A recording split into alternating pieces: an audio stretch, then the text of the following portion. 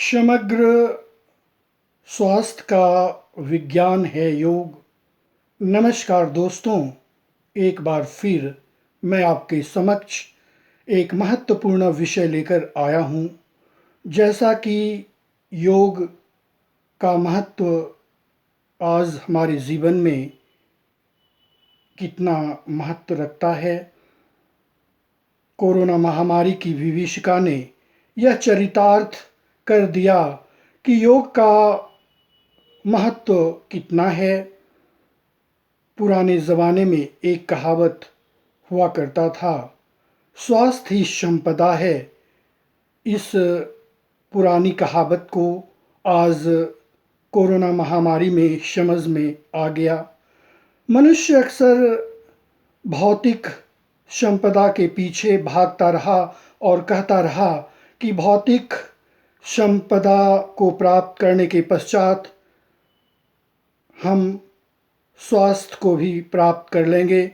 लेकिन जब कोरोना महामारी आया तो भौतिक संपदा की अपेक्षा योग का महत्व अधिक दिखाई देने लगा, क्योंकि भौतिक संपदा इस महामारी को पूर्ण रूप से नियंत्रित नहीं कर पाया।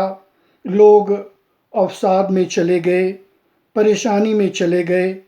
लेकिन इस बात को समझ में आ गया कि योग करना कितना महत्वपूर्ण है।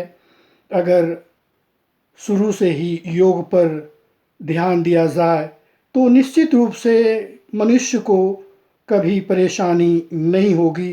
लेकिन इसकी चर्चा होती है, लेकिन गहन चर्चा नहीं होती है और इसे जीवन पर उतारा नहीं जाता है।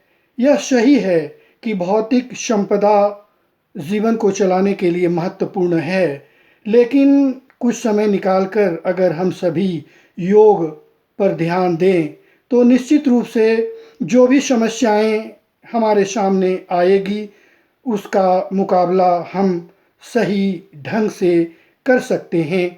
इसलिए आवश्यकता इस बात की है कि योग के महत्व को समझकर इसे अपने जीवन पर उतारा जाए, जिससे मनुष्य स्वस्थ रहकर भौतिक संपदा को प्राप्त कर सकता है।